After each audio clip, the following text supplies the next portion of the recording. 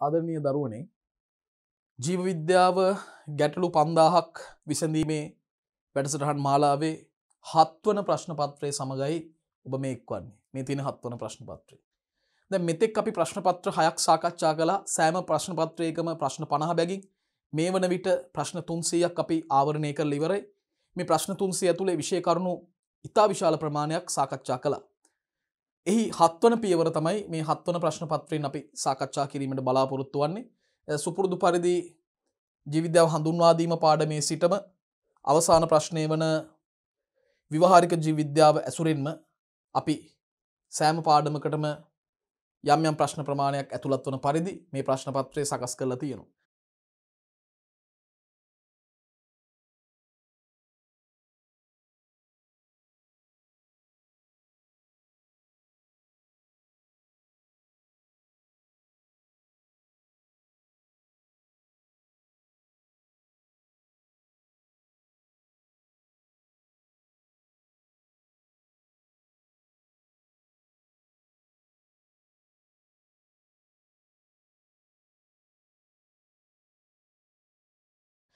මෙහිදී ප්‍රශ්නයකට සමහර පිළිතුරු තනි වචනයක් වෙන්න පුළුවන්. සමහර පිළිතුරු වල සවිස්තරාත්මකව පැහැදිලි කිරීම අඩංගු වෙනවා. ඒ සෑම ආකාරයකටම ගැළපෙන පරිදි තමයි මම මේ පැහැදිලි කිරීමේ කටයුත්ත සිදු කරන්නට බලාපොරොත්තු වෙන්නේ. එhmenan ඔබට පුළුවන් මෙහි PDF ෆයිල් එක ඩවුන්ලෝඩ් කරලා බාගත කරගෙන ඉන් අනතුරුව පිළිතුරු ලියලා මේ කාල රාමුවට යටත්ව පැය දෙක කාලයක් තුලදී මේ සඳහා පිළිතුරු සපයලා අපත් සමග මේ පිළිතුරු පත්‍ර සාකච්ඡාවට එකතු වෙන්න පුළුවන්. එමන අපි ඒ පිළිතුරු පත්‍ර සාකච්ඡාවට එකතු වෙමු. පළවෙනි ප්‍රශ්නය. සතුන්ගේ චලන සඳහා කුමන පද්ධතිවල සමායෝජනයන් දායක වේද? දරුවනේ සතුන්ගේ චලන සිදු කිරීමට ප්‍රධාන වශයෙන්ම පද්ධති 4ක සහභාගීත්වයක් සමායෝජනය වීමක් අවශ්‍ය වෙනවා.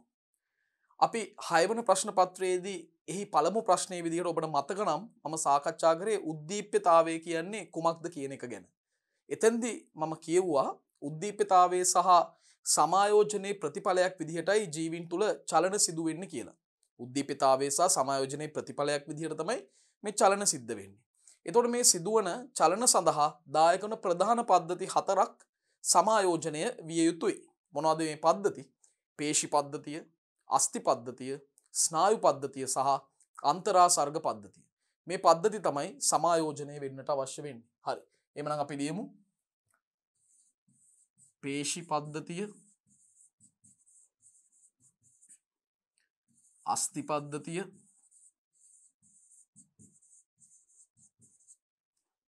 ස්නායු පද්ධතිය සහ අන්තරාසර්ග පද්ධතිය. ඉතින් මේ පද්ධති 4 දායකත්වයෙන් තමයි දරුවනේ සාමාන්‍යයෙන් ජීවීන් තුල චලන සිදුවන්නේ. මේ පද්ධති 4ෙම සමායෝජනයන් අවශ්‍යයි චලන දැක්වීම සඳහා. අපි එහෙමනම් පළමු ප්‍රශ්නයෙන් පස්සේ දෙවන ප්‍රශ්නයට යමු. දෙවන ප්‍රශ්නය. මානව දේහයේ අධිමාත්‍ර මූලද්‍රව්‍ය ගණන කොපමණද? මානව දේහයේ අධිමාත්‍ර මූලද්‍රව්‍ය ගණන කොපමණද? දැන් අපි සාකච්ඡා කළා පසුගිය 6 වන ප්‍රශ්න පත්‍රය තුලදී මානව දේහයේ අත්‍යවශ්‍ය මූලද්‍රව්‍ය 25ක් තියෙනවා කියලා. ඒ 25න් අධිමාත්‍ර මූලද්‍රව්‍ය වශයෙන් මූලද්‍රව්‍ය 11ක් අපිට සලකන්න පුළුවන්. මෙතනදී අපෙන් මේ අධිමාත්‍ර මූලද්‍රව්‍ය 11 කවුද කියලා නෙමෙයි අහන්නේ. මේ ප්‍රශ්نين අහන්නේ අධිමාත්‍ර මූලද්‍රව්‍ය කොයි තරම් ප්‍රමාණයක් තියෙනවද? අධිමාත්‍ර මූලද්‍රව්‍ය දරුවනේ 11යි තියෙන්නේ. නමුත් ඒ 11 කවුද කියලා අපි මතක් කරගන්න ඕනේ. 6 වෙනි ප්‍රශ්න පත්‍රයේදීත් මම මේ මූලද්‍රව්‍ය 11 ගැන ඔබට සඳහන් කිරීමක් කරා. නමුත් නැවතත් මේ ප්‍රශ්නේදී අපිට පොඩ්ඩක් ඒක නැවත ආවර්ජනය කරන්න පුළුවන්. හරි. අපි මතක ආවර්ජනය කරමු. Carbon, hydrogen, oxygen, nitrogen, sulphur, phosphorus, potassium, calcium. දැන් මෙතන ඉන්නවා මූලද්‍රව්‍ය 8ක්. ඒ වගේම මැග්නීසියම්, සෝඩියම් සහ ක්ලෝරින්. මෙන්න මේ මූලද්‍රව්‍ය 11. මානව දේහයේ අධිමාත්‍ර මූලද්‍රව්‍ය ගණන කොපමණද? 11යි. ඒ 11 දෙනත් මම නම් කරා ඔබේ දැන ගැනීම පිණිස. එhmenan අපිට තුන්වෙනි ප්‍රශ්නයට යොමු වෙන්නට පුළුවන්. ද්‍රවීයතාවය යනු කුමක්ද? දරුවනේ අණුවක් තුල අසමාන ලෙස ආරෝපණ ව්‍යාප්ත වී පවතී නම් අන්න ඒ తත්වය හඳුන්වන්නේ ද්‍රවීයතාවය කියලා. අණුවක් තුල අසමාන ලෙස සමාන නොවන පරිදි ආරෝපණ ව්‍යාප්ත වී තිබීම තමයි ද්‍රවීයතාවය. ඉස්සෙල්ලා අපි ඒක ලියලිමු. අණුවක් තුල අසමාන ලෙස ආරෝපණ ව්‍යාප්ත වී තිබීම. අණුවක් තුල අසමාන ලෙස ආරෝපණ ව්‍යාප්ත වී තිබීම තමයි ද්‍රවීයතාවය කියන්නේ. ඉතින් අපි ද්‍රවීයතාවය දකිනවා මෙන්න මෙහෙම ජලාණුවක් තුල අපි මේ ද්‍රවීයතාවය අත්විඳිනවා දරුවනේ. ජලාණුවක ඔක්සිජන් සාපේක්ෂව විද්‍යුත් ඍණතාවය වැඩි. ඒ නිසා එයා මත කුඩා ඍණාරෝපණයක් පවතිනවා. හයිඩ්‍රජන් මත ඊට සාපේක්ෂව කුඩා ධනාරෝපණයක් පවතිනවා. ඒ වගේම මෙතනදිත් මේ බන්ධනයට අදාළවත් ඔක්සිජන් මත කුඩා ඍණාරෝපණයක්, හයිඩ්‍රජන් මත කුඩා ධනාරෝපණයක් පවතිනවා. දැන් එකම අණුවක් තුල මේ වගේ අසමාන ලෙස ආරෝපණ ව්‍යාප්ත වෙලා පවතිනවා නම්, අසමාන ලෙස ආරෝපණ ව්‍යාප්ත වෙලා පවතිනවා නම් මෙවැනි අණු වලට තමයි කියන්නේ ද්‍රවීය අණු කියලා. ඒතකොට ජලය කියන්නේ ඊටාම ද්‍රවීය අණුවක්. ද්‍රවීය අණු. ඒතකොට ද්‍රවීය අණු තුල ද්‍රවීයතාවය හොඳින් නිරූපණය වෙනවා. අසමාන ලෙස අසමාන ධන ඍණ ඍණ ධන මේ ඍණ ධන අසමාන ලෙස ආරෝපණ ව්‍යාප්ත වෙලා තියෙනවා. ඒකට තමයි ද්‍රවීයතාවය කියලා කියන්නේ. එhmenan තුන්වෙනි ප්‍රශ්නය ඔබට පැහැදිලිව තේරුම් ගන්නට පුළුවන් වෙන්නේ නැති. අපි යමු හතරවෙනි ප්‍රශ්නය සඳහා. ජලයේ ඝනත්වයේ උපරිම වන උෂ්ණත්වය කුමක්ද? ඉතාම හොඳ ප්‍රශ්නයක්. දරුවනේ ප්‍රස්ථාරික නිරූපණයක් ඔබට ඉදිරිපත් කරන්නට කැමතියි. x අක්ෂයට මම යොදා ගන්න උෂ්ණත්වය. මම y අක්ෂයට ඝනත්වය ගන්නවා. ඝනත්වය. දැන් අපි දන්නවා මෙහෙම සමීකරණයක් තියෙනවා ඝනත්වය සමානයි ස්කන්ධයේ බෙදීම පරිමාව. ස්කන්ධයේ බෙදීම පරිමාව. දැන් පද්ධතියක උෂ්ණත්වය වැඩි කරන විට සිද්ධ වෙන්නේ ස්කන්ධයට වෙනසක් වෙන්නේ නැහැ දරුවෝ. ස්කන්ධේ නියතව තියෙන්නේ. ඒතර උෂ්ණත්වය වැඩි කරනකොට පරිමාව වැඩි වෙනවා. මොකද ප්‍රසාරණය වෙන නිසා. එතකොට පරිමාව වැඩි වෙනකොට ඝනත්වයට සිද්ධ වෙන්නේ ඝනත්වය අඩු වෙන්න ඕනේ. ඝනත්වය අඩු වෙනවා. ඝනත්වය අඩු වෙනවා. ඒතර පරිමාව වැඩි වෙනකොට ඝනත්වය අඩු වෙනවා. ඇයි පරිමාව වැඩි වෙන්නේ? උෂ්ණත්වය වැඩි වෙනකොට ප්‍රසාරණය වීමක් සිද්ධ වෙන නිසා. එතකොට තාප ශක්තිය යම්කිසි ද්‍රව්‍යයකට ලැබෙනකොට ඒ ද්‍රව්‍යයේ උෂ්ණත්වය වැඩි වෙනවා. ඒ වගේම ප්‍රසාරණය වෙලා පරිමාව වැඩි වෙනවා. එතකොට ඊට සාපේක්ෂව ඝනත්වය අඩු වෙනවා. මොකද ස්කන්ධයට වෙනසක් වෙන්නේ නැහැ. එහෙමනම් ජලයටත් මේ දේ මේ විදිහටම අදාළයි. ජලයේ උෂ්ණත්වය වැඩි කරගෙන එනකොට ජලයට සිද්ධ වෙන දේ තමයි ජලයේ පරිමාව වැඩි වෙලා ඝනත්වය අඩු වෙන එක. ඒක අපි අනිත් පැත්තට කිව්වොත් ජලයේ උෂ්ණත්වය අඩු කරගෙන එනකොට පරිමාව අඩු වෙනවා. එතකොට ඝනත්වය වැඩි වෙනවා. හරි? ඒතකොට දැන් උෂ්ණත්වය ක්‍රමක්‍රමයෙන් අඩු කරගෙන එනකොට ඝනත්වය වැඩි වෙනවා. එhmenan ප්‍රස්ථාරය එන්න ඕනේ මේ විදිහටනේ. උෂ්ණත්වය ක්‍රමක්‍රමයෙන් අඩු කරගෙන එනකොට ඝනත්වය ක්‍රමක්‍රමයෙන් වැඩි වෙනවා. දරුවනේ එක අවස්ථාවකදී ඝනත්වය උපරිම අගයකට පත් වෙලා තවදුරටත් උෂ්ණත්වය අඩු කරනකොට නැවත ඝනත්වය අඩු වෙනවා. නැවත ඝනත්වය අඩු වෙනවා. මෙන්න මේ අවස්ථාවේදී තමයි ඝනත්වය උපරිම වෙන්නේ. මැක්සිමම් අගය උපරිම අගය බවට පත් වෙන්නේ මේ අවස්ථාවේදී. ඒ වෙලාවේදී උෂ්ණත්වය ඔබ සොයා බැලුවොත් සෙල්සියස් අංශක 4යි. සෙල්සියස් අංශක 4දී තමයි ජලයේ ඝනත්වය උපරිම වෙන්නේ. ඊට පස්සේ උෂ්ණත්වය අඩු කරනකොට මේ කතා කරගෙන ආපු විදිහට තව තවත් ඝනත්වය වැඩි වෙන්න ඕනේ. හැබැයි එහෙම වෙන්නේ නැහැ. මොකද සෙල්සියස් 4න් පස්සේ අයිස් නිර්මාණය වීමට අවශ්‍ය වටපිටාව සකස් වෙනවා. අයිස් හැදෙනව නෙමෙයි. අයිස් හැදෙන්න අවශ්‍ය වන්නා වූ ඒ වටපිටාව පරිසර තත්ත්වය නිර්මාණය වෙනවා. ජලාණු වල වෙනස්කම් සිද්ධ වෙනවා අයිස් කුට්ටි නිර්මාණය කිරීම සඳහා. එතකොට සෙල්සියස් 0 වෙනකොට අයිස් නිර්මාණය වෙලා අවසන් වෙනවා. අයිස් නිර්මාණය වෙනවා සෙල්සියස් අංශක 0 ේදී. අපි දන්නවා අයිස් කුට්ටි ජලය මත පාවෙනවා. ඒකේ තේරුම අයිස් කුට්ටි වල ඝනත්වය ජලයේ ඝනත්වයට වඩා අඩුයි.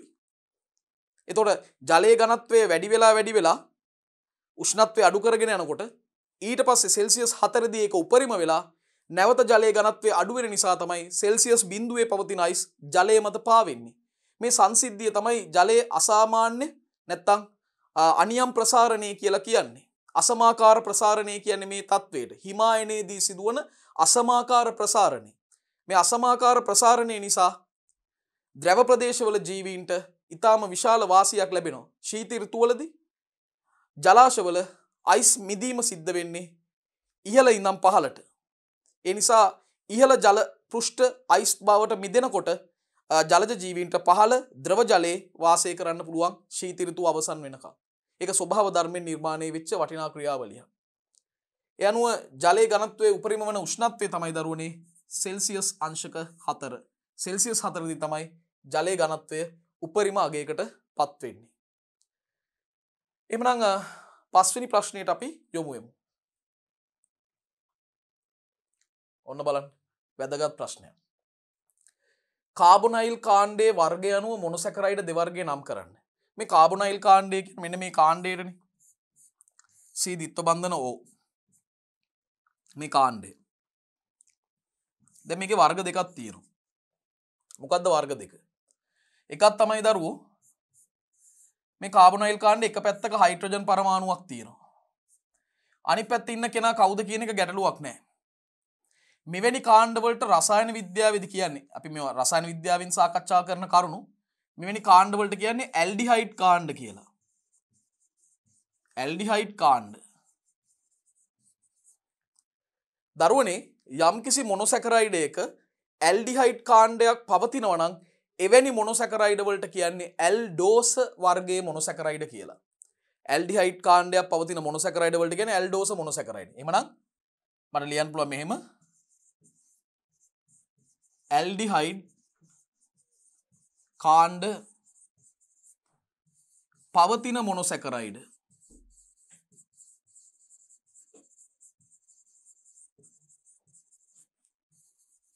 ඇල්ඩෝස වේ. ඇල්ඩෝස වේ. එහෙමනම් එක මොනොසැකරයිඩ් වර්ගයක් තමයි ඇල්ඩෝස. ඇල්ඩෝස. ද ඇල්ඩෝස වලට උදාහරණ මොනවද? විෂය නිර්දේශයේ තුල ඉදිරිපත් කරලා තියෙන ඇල්ඩෝස සඳහා උදාහරණ විදිහට මේ හෙක්සෝස වර්ගයේ මොනොසැකරයිඩ් අතරින් ග්ලූකෝස් සහ ගැලැක්ටෝස්. ග්ලූකෝස් සහ ගැලැක්ටෝස් තමයි ඇල්ඩෝස වලට නිදසුන් විදිහට දීලා තියෙන්නේ. අනික් කාණ්ඩය මොකද්ද?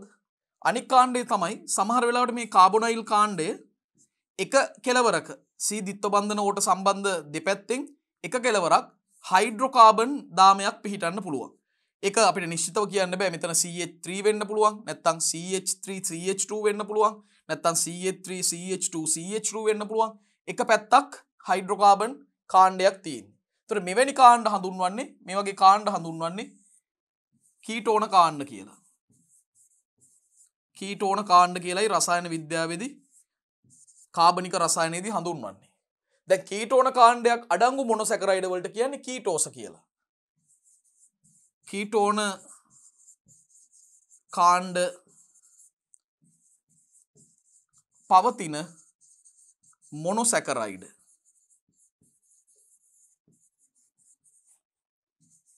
කීටෝස වේ. කීටෝන කාණ්ඩ පවතින මොනොසැකරයිඩ් කීටෝස වේ. පැහැදිලිද? හරි. එතකොට එහෙමනම් මෙතන කීටෝස. දැන් කීටෝස වලට උදාහරණ විදිහට අපිට ගන්න වෙන්නේ හෙක්සෝස වලින් ඉතුරු වෙන කෙනා ෆ්‍රුක්ටෝස්. ෆ්‍රුක්ටෝස් තමයි කීටෝස වලට උදාහරණ විදිහට ගන්න වෙන්නේ. හැබැයි දරුවෝ අපි මේ මොනොසැකරයිඩ් වර්ගීකරණය කරානේ 6 වෙනි ප්‍රශ්න පත්‍රයේදී. කාබන් 3 කාබන් 4 කාබන් 5 කාබන් 6 අනාදී වශයෙන්.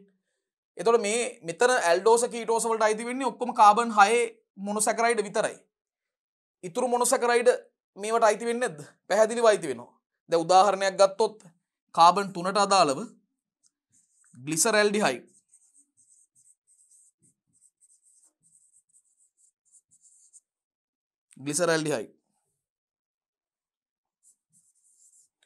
ඒ වගේම කාබන් 4ට අදාළව එරිත්‍රෝස්,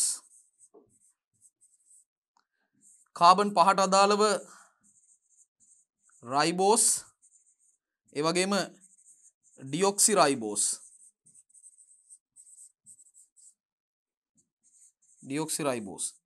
දරුවනේ මේ මොනොසැකරයිඩ් සියල්ලම පැහැදිලිවම මොනවද? මේ ඔක්කොම ඇල්ඩෝස වලට අයිති. මේ සියල්ලම ඇල්ඩෝස. ඒ වගේම කාබන් 5 ඔබට මතක නම් රිබියුලෝස් හිටිය මතකයි නේද? රිබියුලෝස්, මේ රිබියුලෝස් අයිති වෙන්නේ කීටෝස වලට. රිබියුලෝස් කීටෝස වලට තමයි අයිති වෙන්නේ. ඒ ඔබට අමතර දැනුමට තමයි මම මේ දේවල් කිව්වේ. නමුත් ප්‍රශ්නෙට පිළිතුරු අපි දැන්ටමත් ගොඩනගලා ඉවරයි. කාබොනයිල් කාණ්ඩයේ වර්ගය අනුව මොනොසැකරයිඩ් දෙවර්ගයයි. මොනවද? ඇල්ඩෝස සහ කීටෝස. ඇල්ඩෝස වලට ග්ලූකෝස්, ගැලැක්ටෝස් වගේ මොනොසැකරයිඩ් අයිති වෙනකොට කීටෝස වලට අයිති වෙන්නේ ෆ්‍රුක්ටෝස් කියන මොනොසැකරයිඩ්. හරි. එහෙනම් අපි ප්‍රශ්න 5ක් සාකච්ඡා කරලා අවසන් මේ වන විට ඊළඟ ප්‍රශ්න වලට එහෙනම් අපි යමු. දැන් ඔබට මතක නම් ආදරණීය දරුවනේ 6 වෙනි ප්‍රශ්න පත්‍රයේදී මම ඔබට සංතෘප්ත මේදාම්ල ගැන කියලා දුන්නා. සංතෘප්ත මේදය ගැන මම කියලා දුන්නා. බලන්න 7 වෙනි ප්‍රශ්න පත්‍රය තුලදී ඔබෙන් අසන්තෘප්ත මේදය ගැන ප්‍රශ්නයක් අහනවා. එහෙනම් මේ ගැනත් අපි සාකච්ඡා කරමු. දැන් අසන්තෘප්ත මේද සඳහා නිදසුන් ද්‍රව්‍යයක් ලියන්න. ඉස්සෙල්ලම අපි අඳුරගමු අසන්තෘප්ත මේදය කියන්නේ මොකක්ද කියලා. අසන්තෘප්ත මේදය. හරි. දරුවනේ අසන්තෘප්ත මේදය කියන්නේ අසන්තෘප්ත මේද අම්ල වලින්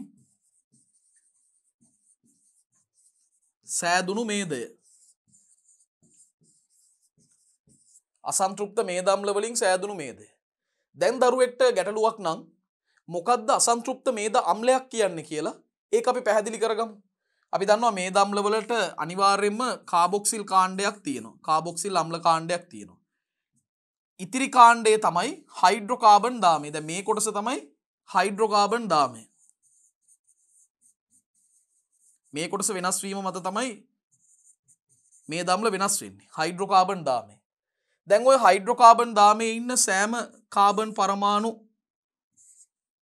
දෙකක් අතරම තනි බන්ධන විතරයි නම් තියෙන එක සංතෘප්ත මේ දම්ල කියලා අපි පසුගිය ප්‍රශ්න පත්‍රයේදී කිව්වා. සෑම කාබන් පරමාණු දෙකක් අතරම තියෙන තනි බන්ධන නැත්නම් ඒක බන්ධන විතරයි නම් එතකොට ඒවා සංතෘප්ත මේද කියලා කිව්වා. හැබැයි මේ හයිඩ්‍රෝකාබන් දාමේ කාබන් පරමාණු දෙකක් අතර එක දිත්ව බන්ධනයක් හරි තියෙනවා නම් දිත්ව බන්ධන එකකට වඩා තියෙනවා නම් කොහොමත් ගැටලුවක් නැහැ. අවම වශයෙන් එක දිත්ව බන්ධනයක් හරි තියෙනවා නම් අන්න එවැනි හයිඩ්‍රෝකාබන් දාම සහිත මේද අම්ල අසන්තෘප්ත මේද අම්ල කියලා හඳුන්වන්නේ. අසන්තෘප්ත මේද අම්ල වලින් හැදෙන මේදය අසන්තෘප්ත මේදය. එක දිත්ව බන්ධනයක් තිබීම ප්‍රමාණවත්. කාබන් කාබන් අතර එක දිත්ව බන්ධනයක් හරි තිබ්බොත් අසන්තෘප්ත කාණ්ඩයටයි අයිති වෙන්නේ. එතකොට මේ අසන්තෘප්ත මේදවල විශේෂත්වයන් තුනක් තියෙනවා. එකක් පළවෙනි කාරණාව අසන්තෘප්ත මේද අම්ල වලින් හැදෙනවා කියන එක. දෙවෙනි කාරණාව තමයි කාමර උෂ්ණත්වයේ ද්‍රව ලෙස තමයි පවතින්නේ. ද්‍රව ලෙස පවතිනවා. තුන්වෙනි විශේෂත්වය තමයි මේවා ශාක දේහවල තමයි බහුලව තියෙන්නේ. අසන්තෘප්ත මේදේ බහුලව දකින්න ලැබෙන්නේ ශාක තුල. ශාක තුල බහුලව පවතී.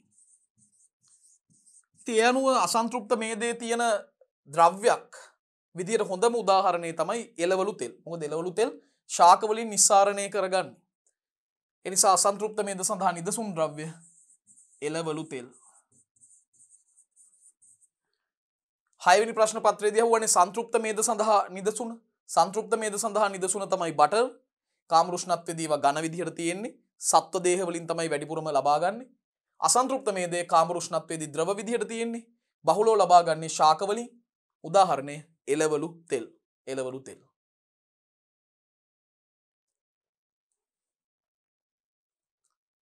හත්වන ප්‍රශ්නය. ප්‍රෝටීනයක ද්විතීක ව්‍යුහය යනු කුමක්ද? ආදරණීය දරුවනේ ඔබට මතක නම් 6 වෙනි ප්‍රශ්න පත්‍රය තුලදී මම ඔබට ඉදිරිපත් කරේ ප්‍රෝටීනයක ප්‍රාථමික ව්‍යුහය. දැන් 7 වෙනි ප්‍රශ්න පත්‍රයේදී මම ඊට සමගාමීව තවත් ඒ මාතෘකාවෙම ප්‍රශ්නයක් ඉදිරිපත් කරා. ඒ තමයි ප්‍රෝටීන් එක ද්විතීක ව්‍යුහය යනු කුමක්ද? අපිට මේ ද්විතීක ව්‍යුහය ගැනත් අදහසක් ලියන්න වෙනවා. මේ වගේ ප්‍රශ්නයක් විභාගයට ආවොත් පැහැදිලිවම නිවැරදි අර්ථ දැක්වීමක් ලියන්න ඕනේ. දරුවනේ ප්‍රෝටීන වල ඇමයිනෝ අම්ල වලින් ප්‍රෝටීන හැදෙන්නේ. මේ ඇමයිනෝ අම්ල වල එක් ඇමයිනෝ අම්ලයක අපි දන්නවා කාබොක්සිල් කාණ්ඩයක් තියෙනවා ඇමයිනෝ අම්ලයක. ඒ ටික අපි පොඩ්ඩක් ලියලා පෙන්නුවොත් NH2 කාණ්ඩයක් තියෙන ඇමයිනෝ කාණ්ඩයක්, මධ්‍ය කාබන් පරමාණුවක් තියෙනවා, R කාණ්ඩයක් තියෙනවා, හයිඩ්‍රජන් පරමාණුවක් සහ කාබොක්සිල් කාණ්ඩයක් තියෙනවා. දැන් මේ කාබොක්සිල් කාණ්ඩයේ කාබන්ට සම්බන්ධ ඔක්සිජන් පරමාණු, ඒ වගේම තවත් යාබද ඇමයිනෝ අම්ලයක ඇමයින් කාණ්ඩේ නැත්නම් ඇමයිනෝ කාණ්ඩේ නයිට්‍රජන්ට සම්බන්ධ H පරමාණුවක් අතර ඇති වෙනවා අන්තර් අණුක හයිඩ්‍රජන් බන්ධන. අන්තර් අණුක හයිඩ්‍රජන් බන්ධන ඇති වෙනවා. අන්නේ ඇතිවන අන්තර් අණුක හයිඩ්‍රජන් බන්ධන නිසා මේ ප්‍රාථමික පොලිපෙප්ටයිඩ් දාමය දඟර ගැසීමකට එහෙම නැත්නම් නැමීමකට ලක් වෙන්න පුළුවන්. එහෙම දඟර ගැහිලා නැමිලා ඇති කරන ව්‍යුහය තමයි දරුවනේ ප්‍රෝටීන් එක ද්විතීක ව්‍යුහය කියලා කියන්නේ. එතකොට මේක මේ විදිහට දඟර ගැහිච්ච ස්වභාවයක් දකින්න පුළුවන්. එහෙම නැත්නම් මෙහෙම නැමුණු ස්වභාවයක් දකින්න පුළුවන්. මෙම දඟර ගැහෙන ස්වභාවයක් තියෙනවා නම් ඒකට අපි නමක් කියනවා ඇල්ෆා හේලික්සීය ව්‍යුහය කියලා. ඔබට මතක ඇති. ඇල්ෆා හේලික්සීය. නැමුණු ව්‍යුහයක් නම් ඒකට කියන්නේ බීටා රැලිතල ආකාරය කියලා. දරුවනේ ඇල්ෆා හේලික්සීයට හොඳම උදාහරණය තමයි කෙරටින් කියන ප්‍රෝටීනය. කෙරටින් උදාහරණය. බීටා රැලිතල වලට උදාහරණය තමයි මකුළු දැල් වල තියෙන සිල්ක් ප්‍රෝටීනය. මකුළු දැලේ සිල්ක් ප්‍රෝටීනය.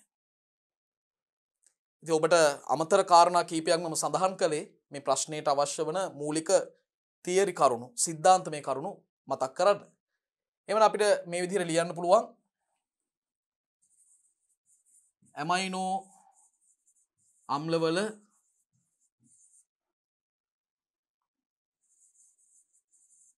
කාබන්ට සම්බන්ධ ඔක්සිජන් පරමාණු හා නයිට්‍රජන්ට සම්බන්ධ හයිඩ්‍රජන් පරමාණු අතර ඇතිවන අන්තක්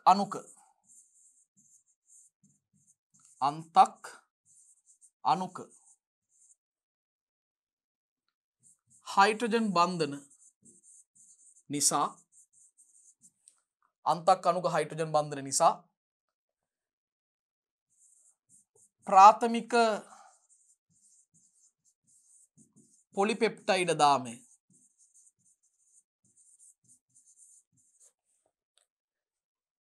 දඟර ගැසීමෙන් සහ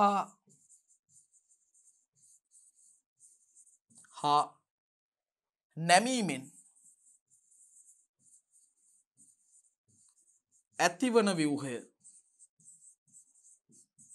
ඇතිවන ව්‍යුහය තමයි දරුවනේ ද්විතීක ව්‍යුහය කියන්නේ. ඇමයිනෝ අම්ලවල කාබන්ට සම්බන්ධ ඔක්සිජන් පරමාණු සහ නයිට්‍රජන්ට සම්බන්ධ හයිඩ්‍රජන් පරමාණු අතර ඇතිවන අන්තක් අණුක හයිඩ්‍රජන් බන්ධන නිසා මේ ප්‍රාථමික පොලිපෙප්ටයිඩ් දාමය ප්‍රාථමික ව්‍යුහය දඟර ගැසීමෙන් සහ නැමීමෙන් ඇතිවන ව්‍යුහය තමයි ප්‍රෝටීන එක ද්විතීක ව්‍යුහය කියලා අදහස් කරන්නේ. ප්‍රෝටීන එක ද්විතීක ව්‍යුහය. ඒතකොට දරුවනේ මේ ද්විතීක ව්‍යුහය ආකාර දෙකකින් දකින්න ලැබෙනවා ඇල්ෆා හේලික්සීය සහ බීටා රැලිතල ආකාරය. ඇල්ෆා හේලික්සීය සඳහා කෙරටිනුත් බීටා රැලිතල ආකාරය සඳහා මකුළු දැල්වල සිල්ක් ප්‍රෝටීනත් හොඳ නිදසුන් විදිහට අපිට සලකන්න දක්වන්න පුළුවන්. එහෙමනම් 7 වෙනි ප්‍රශ්නය පිළිබඳව හොඳ විග්‍රහයක යෙදිච්ච නිසා අපිට 8 වෙනි ප්‍රශ්නයටත් දරුවනේ දැන් පිය නගන්න පුළුවන්. අපි යන් 8 වෙනි ප්‍රශ්නෙට. බලන්න. නියුක්ලියෝසයිඩයක් යනු කුමක්ද? නියුක්ලියෝසයිඩයට කලින් නියුක්ලියෝටයිඩයක් කියන එක පොඩ්ඩක් මතක් කරමුකෝ. නියුක්ලියෝටයිඩයක්. දරුවනේ නියුක්ලියෝටයිඩ එක සංඝටක 3යි. මොනවද? එකක් ෆොස්ෆේට් කාණ්ඩය. ඊළඟට පෙන්ටෝස සීනි කාණ්ඩය. ඒ වගේම නයිට්‍රජනීය භෂ්ම කාණ්ඩය. දැන් මේ ටික එකතු කරපුවාම නියුක්ලියෝටයිඩ එක ෆොස්ෆේට් කාණ්ඩයේ වෘත්තයකින් පංචාශ්‍රයකින් තමයි පෙන්ටෝස සීනි කාණ්ඩය, නයිට්‍රජනීය භෂ්ම කාණ්ඩය ඍජු කෝණාශ්‍රයකින් දක්වනවා. දැන් මේ සමස්ත ව්‍යුහයට තමයි දරුවනේ අපි කියන්නේ මොකක් කියලාද? නියුක්ලියෝටයිඩයක් කියලා. නියුක්ලියෝටයිඩයක් කියන්නේ මේ වගේ එකකට. මොකද්ද නියුක්ලියෝසයිඩයක් කියන්නේ? දරුවනේ නියුක්ලියෝසයිඩයක් නම් නියුක්ලියෝසයිඩේ ෆොස්ෆේට් කාණ්ඩය නැහැ. ෆොස්ෆේට් කාණ්ඩය රහිතයි. ඒතර ෆොස්ෆේට් කාණ්ඩය රහිත නියුක්ලියෝටයිඩ කොටස. එතකොට මේ කොටස විතරයි අයිති වෙන්නේ. ඒ නිසා මේ රූපය තුලම මම නියුක්ලියෝසයිඩයකුත් ලකුණු කරලා පෙන්නන්න. මේ රූපය තුලම නියුක්ලියෝසයිඩයක් කියන්නේ මෙන්න මේ කොටසට. මෙන්න මේ කොටසට තමයි දරුවනේ නියුක්ලියෝසයිඩයක් කියලා කියන්නේ. නියුක්ලියෝසයිඩයක්. එවනම් කොහොමද මේක ලියන්නේ? ෆොස්ෆේට් කාණ්ඩය නොමැති නියුක්ලියෝටයිඩ කොටස තමයි නියුක්ලියෝසයිඩයක් කියන්නේ. ෆොස්ෆේට් කාණ්ඩය රහිත නියුක්ලියෝටයිඩ කොටස. නියුක්ලියෝටයිඩ කොටස තමයි නියුක්ලියෝසයිඩයක් කියලා කියන්නේ. දැන් ප්‍රසිද්ධ ප්‍රධාන නියුක්ලියෝසයිඩ දෙකක් තියෙනවා. ඒකත් දැනගන්න එක ඔබට වැදගත් වෙයි. එකක් ඇඩිනෝසින්, අනිත් එක ගුවැනෝසින්. ඇඩිනෝසින් සහ ගුවැනෝසින් තමයි මේ ප්‍රධානම නියුක්ලියෝසයිඩ දෙක වෙන්නේ. ඒතර නියුක්ලියෝසයිඩ කියන්නේ ෆොස්ෆේට් කාණ්ඩය රහිත නියුක්ලියෝටයිඩ කොටස. ඒක තමයි නියුක්ලියෝසයිඩයක් වෙන්නේ. මේ තියෙන්නේ නියුක්ලියෝසයිඩයක්. වෙනම ඇඳලා පෙන්නුවොත් මෙන්න නියුක්ලියෝසයිඩයක්. ෆොස්ෆේට් කාණ්ඩය නැහැ. හැබැයි පෙන්ටෝස සීනි අණුව සහ නයිට්‍රජනීය කාබනික භෂ්ම කාණ්ඩය තියෙනවා. මේකට බය නැතුව අපිට කියන්න පුළුවන් නියුක්ලියෝසයිඩයක් කියලා. නියුක්ලියෝසයිඩයක්. හරි. දැන් ඇඩිනෝසින් වල නම් මෙතන ඉන්නේ ඇඩිනින්, මෙතන ඉන්නවා රයිබෝස් සීනි. දැන් ගුවැනෝසින් නම් මෙතන ඉන්නේ ගුවැනින්, මෙතන රයිබෝස් සීනි ඉන්නවා. ඒක තමයි මේ ව්‍යුහයේ ස්වභාවය. එහෙමනම් දරුවනේ 8 වෙනි ප්‍රශ්නයත් සාකච්ඡා කළ නිසා අපිට 9 වෙනි ප්‍රශ්නයට පිය නගන්න පුළුවන්. අපි බලමු 9 වෙනි ප්‍රශ්نين මොනවද අහන්නේ කියලා. හරිම සරල ප්‍රශ්නයක්. දැන් DNA එක වර්ගයක් තිබුණට සෛලවල RNA වර්ග 3කට අපිට දකින්න පුළුවන්. RNA වර්ග 3කට. මොනවද මේ වර්ග 3 දරුවෝ? එක වර්ගයක් තමයි rRNA, රයිබෝසෝමීය RNA. ලියමු. rRNA, රයිබෝසෝමීය RNA. ඊළඟට mRNA. mRNA කියන්නේ messenger RNA, පණිවිඩකාරක RNA කියලාත් එයාව හඳුන්වනවා. පණිවිඩකාරක RNA. අන්තිම එක tRNA, transfer RNA, සංක්‍රාමී RNA. සංක්‍රාමී RNA. RNA වර්ග 3යි දරුවෝ. rRNA හෙවත් රයිබෝසෝමී RNA, mRNA නැත්නම් පණිවිඩකාරක RNA සහ tRNA සංක්‍රාමී RNA. සංක්‍රාමී RNA. මේ RNA පිළිබඳව තව ප්‍රශ්න ගණනාවක් ඉදිරි ප්‍රශ්න පත්‍රවලදී මම ඔබට ඉදිරිපත් කරලා ඔබේ දැනුම ශක්තිමත් කරනවා. මේ අද ප්‍රශ්නයේ තියෙන්නේ RNA වර්ග 3 ගැන පමණයි. ඒ නිසා මම ලොකුවට ගැඹුරින් මේ ගැන සාකච්ඡා කරන්නේ නැහැ. ඉදිරි ප්‍රශ්නවලදී අපි සාකච්ඡා කරන නිසා. 10 වන ප්‍රශ්නයටයි අපේ අවධානය යොමු වෙන්නේ. right. දරුවනේ විශාලනය යනු කුමක්ද? ඉතාම වැදගත් ප්‍රශ්නයක්. විශාලනය කියන්නේ මොකක්ද? විශාලනය කියන්නේ අන්වික්ෂයකට අදාළ ප්‍රධාන පරාමිතීන් දෙකෙන් එකක් තමයි විශාලනය. අනිත් එක විභේදන බලය. ඒකත් අපි සාකච්ඡා කරමු. දැන් විශාලනය කියලා කියන්නේ අන්වික්ෂය වැනි දෘශ්‍ය උපකරණයක් භාවිතයෙන් යම්කිසි වස්තුවක විශාල කරපු රූපයක් අපි අත්විඳිනවා, දකිනවා. එතකොට මේ රූපයට තමයි අපි කියන්නේ ප්‍රතිබිම්බය කියලා. එතකොට ප්‍රතිබිම්බයේ ප්‍රමාණය වස්තුවේ සත්‍ය ප්‍රමාණයට දරන අනුපාතය තමයි දරුවෝ විශාලනය කියලා කියන්නේ. ප්‍රතිබිම්බයේ ප්‍රමාණය වස්තුවේ සත්‍ය ප්‍රමාණයට දරන අනුපාතය. හරි. එතකොට විශාලනය කියන්නේ ප්‍රතිබිම්බයේ ප්‍රමාණය වස්තුවේ සත්‍ය ප්‍රමාණයට දරන අනුපාතය.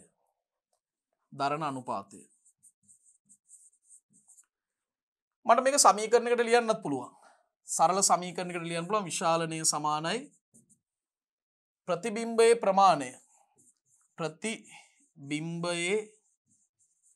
ප්‍රමාණය බෙදීම වස්තුවේ සත්‍ය ප්‍රමාණය. එතකොට ලැබෙන පිළිතුර තමයි විශාලනය. දැන් ඔබ දන්නව දරුවෝ ප්‍රතිබිම්බයේ ප්‍රමාණය වස්තුවේ ප්‍රමාණය මේ දෙකම අපිට දිගමයින ඒකක ඇසුරෙන් කියන්න පුළුවන්. එතකොට උඩ සහ පහළ එකම ඒකක තියෙන නිසා ඒකක කැපිලා යන නිසා ඇත්තටම විශාලනය කියලා ලැබෙන්නේ සංඛ්‍යාත්මක අගයක් පමණයි. මේකට ඒකක මුකුත් නැහැ. හරි? මේකට ඒකක මුකුත් නැහැ. දැන් සංයුක්තාලෝක අන්වීක්ෂයක් ගත්තොත් එතනත් විශාලනය ගැන වෙනමම සමීකරණයක් තියෙනවා. මම ඒකත් මේ ප්‍රශ්නයටම අදාළව සාකච්ඡා කරන්න කැමතියි. සංයුක්ත ආලෝක අන්වීක්ෂයක මුළු විශාලනය.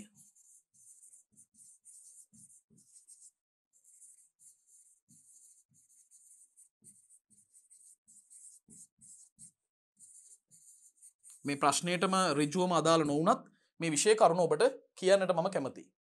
දැන් සංයුක්ත ආලෝක අන්වීක්ෂයක මුළු විශාලනයේට උපනෙත් කාචයේ විශාලනයත් අවනෙත් කාචයේ විශාලනයත් දෙකේම බලපෑමක් තියෙනවා.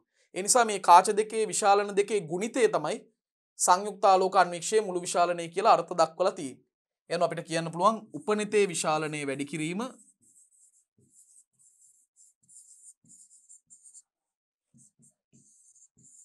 අවනෙතේ විශාලනය.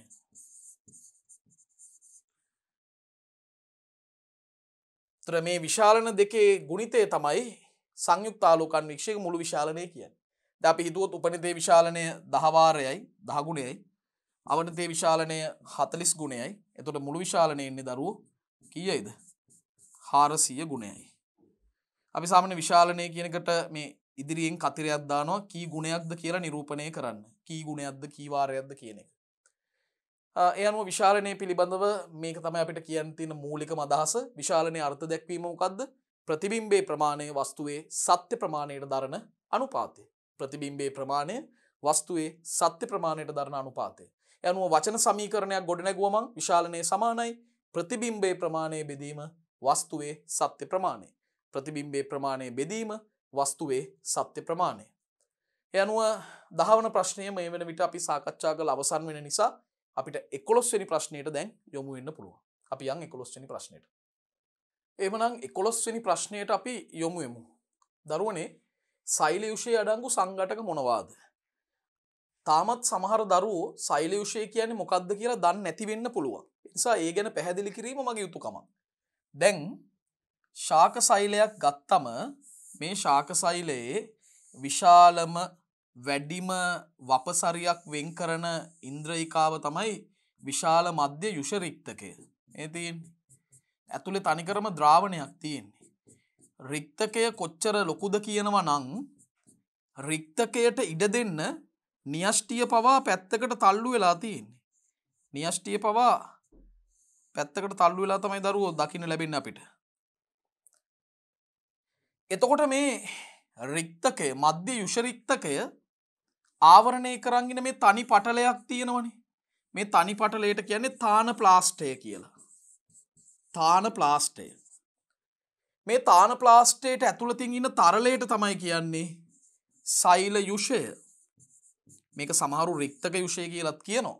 සෛල යුෂය කියලත් කියනවා. දැන් දරුවනේ මේ සෛල යුෂයේ විවිධ සංඝටක රාශියක් අඩංගු වෙනවා. සෛල යුෂයේ අනිවාර්යයෙන්ම තියෙන සංඝටකය තමයි ජලය. මේකේ ජලය දකින්න පුළුවන්. ඒ වගේම සෛල යුෂය තුල විවිධ අයන වර්ග තියෙනවා. විශේෂයෙන්ම පොටෑසියම් ධන අයන, ක්ලෝරයිඩ් කියන ඍණ අයන, මේ වගේ අයන දකින්න පුළුවන්. ඒ වගේම මේ සෛල යුෂය තුල දරුවනේ සීනි තියෙනවා. සීනි ජල ද්‍රාව්‍යයිනේ. ඇමයිනෝ අම්ල තියෙනවා. ඇමයිනෝ අම්ල තියෙනවා. ඒ විතරක් නෙමෙයි. මේ සෛල යුෂය තුල ඇන්තොසයනින් වැනි යුෂ වර්ණක අඩංගු වෙනවා. ඇන්තොසයනින් වැනි යුෂ වර්ණක.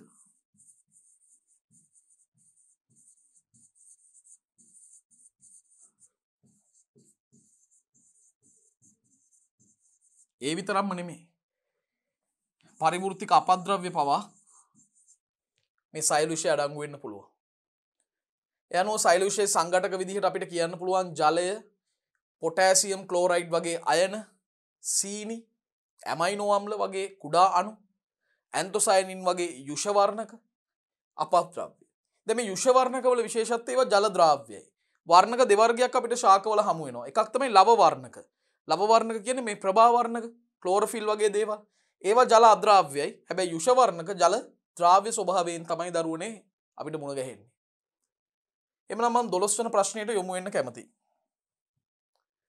සෛලීය පදනමටම අදාළව කේන්ද්‍රිකා යනු මොනවාද? දැන් කේන්ද්‍රිකා යනු මොනවද කියලා කෙනෙක්ට ඇඳලා පෙන්නන්න පුළුවන් මෙහෙම.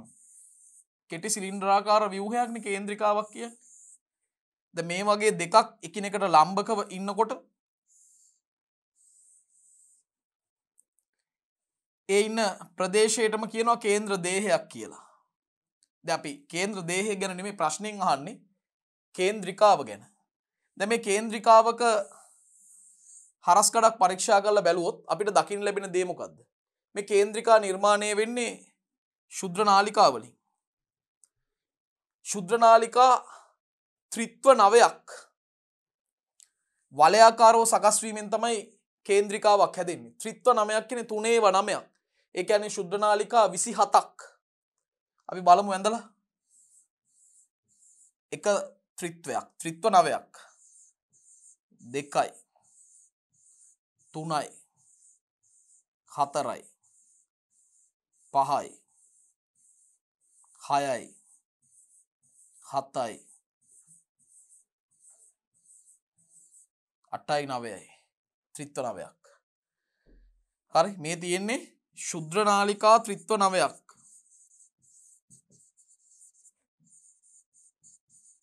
මේ එක ත්‍රිත්වයක්. ඒ වගේ මෙවැනි ත්‍රිත්ව නවයක්,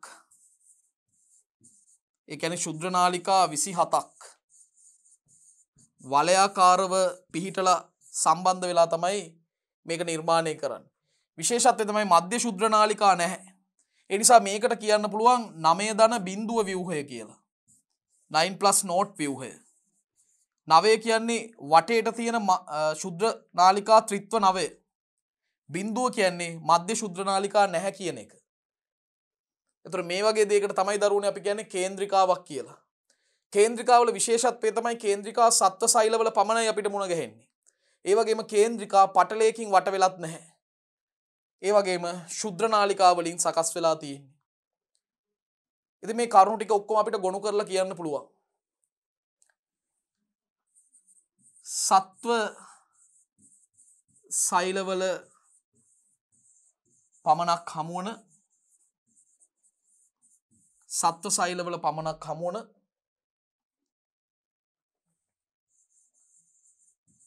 ශුද්‍ර නාලිකා ත්‍රිත්ව නවයක් වලයාකාරව සකස් වීමෙන් සෑදුණු පටලයකින් ආවරණය නොවූ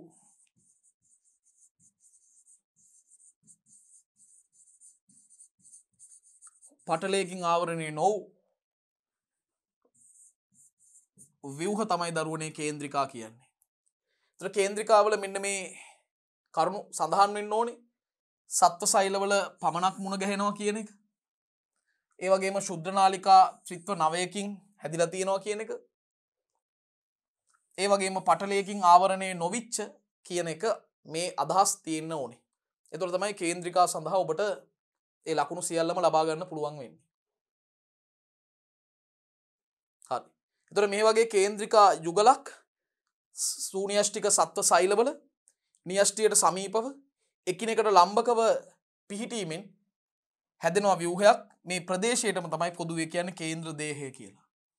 දැන් මේ කේන්ද්‍රිකා සහ කේන්ද්‍ර දේහ වැදගත් වෙන්නේ දරුවනේ විශේෂයෙන්ම සත්ව සෛලවල සෛල විභාජන ක්‍රියාවලියේදී විභාජන තර්කුව සහ තුරුව නිර්මාණය කිරීම සඳහා. එhmenan අපි 13 වෙනි ප්‍රශ්නයට යමු. මයිටොකොන්ඩ්‍රියා මගින් ඊටවන කෘත්‍යයන් මොනවාද? දරුවනේ මයිටොකොන්ඩ්‍රියාවක ව්‍යුහය පොඩ්ඩක් මතක් කරලා එමු ප්‍රශ්නෙට. ගොඩක් දරුවන්ගේ අවශ්‍යතාවයක් සපුරන්න තමයි මම මේ මයිටොකොන්ඩ්‍රියාවේ ව්‍යුහය ගැන පැහැදිලි කිරීමක් කරන්නේ. දිගටි හැඩති ඉන්ද්‍රිකාවක් බව අපි දන්නවා. දිගටි ව්‍යුහයක් තියෙන්නේ. දිත්ව පටලමයයි. දිත්ව පටලමයයි.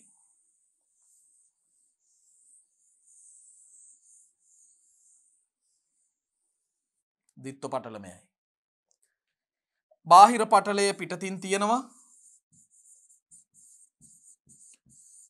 ඊට ඇතුළතින් අභ්‍යන්තර පටලය තියෙනවා.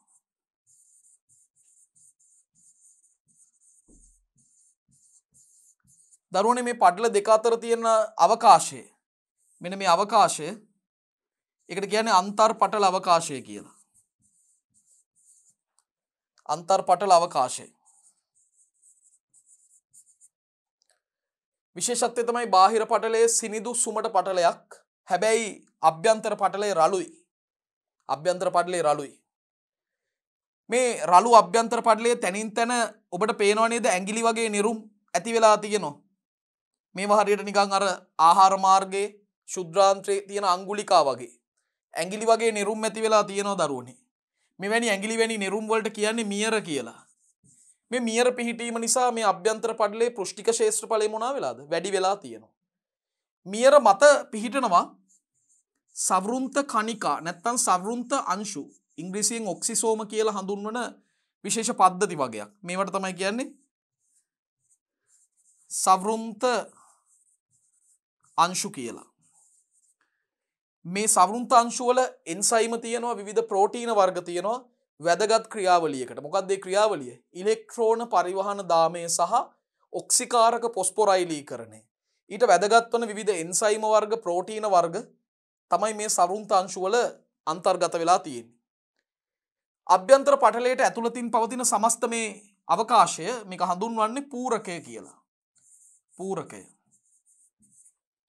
දරුවනේ පූරකය තුල අපිට දකින්න ලැබෙන වැදගත් ව්‍යුහ වගේක් තියෙනවා. එකක් තමයි චක්‍රීය DNA. කෙනෙක් අහන්න පුළුවන් එකයිද තියෙන්නේ? නෑ. එකක් හෝ ඊට වඩා වැඩියෙන් තියෙන්නත් පුළුවන්. චක්‍රීය DNA. හැම තැනම ව්‍යාප්ත වෙලා තියෙනවා මේ පූරකය තුල මොනවද? 70Y S රයිබෝසෝම. ඊටාම සියුම්ම මේ තිත් වලින්ම ඉදිරිපත් කරන්නේ 70Y S රයිබෝසෝම. හරි. ඒකත් ලකුණු කරමු. 70Y S රයිබෝසෝම. ඒ විතරක් නෙමෙයි. අපිට ෆොස්ෆේට් කණිකා දකින්නත් පුළුවන්. ෆොස්ෆේට් කණිකා. මේ වගේ ස්ථානයකට දෙකකට සාන්ද්‍ර වෙලා තියෙනවා ෆොස්ෆේට් කණිකා.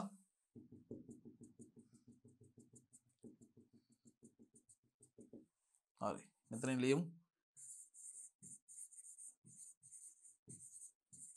ෆොස්ෆේට් කණිකා. පැහැදිලිද? හරි. එතකොට පූරකය තුල මීට අමතරව රූප සටහනට අඳින්න බැරි දෙයක් තියෙනවනේ.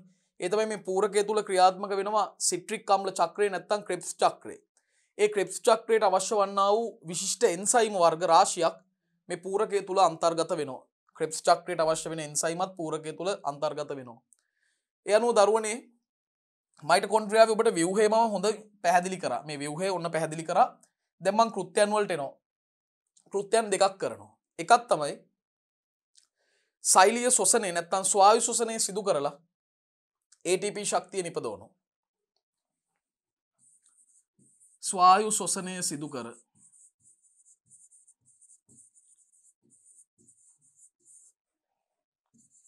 ATP සංශ්ලේෂණය ස්වායු ශ්වසනය සිදු කරලා ATP නිපදවනවා. ATP සංශ්ලේෂණය කරනවා. මේක අධීර දෙකකින් ස්ථාන දෙකකදී සිද්ධ වෙනවා. එකක් තමයි දරුවනේ මේ පූරකය තුල සිද්ධ වෙනවා. පූරකය තුල උපස්තර පොස්පොරයිලීකරණය කියන ක්‍රියාවලිය මගින් ATP නිපද වෙනවා සිට්‍රික් අම්ල චක්‍රයේදී. හරි? පූරකය තුල ATP නිෂ්පාදනය වෙනවා. ඒ ක්‍රියාවලිය සිට්‍රික් අම්ල චක්‍රය.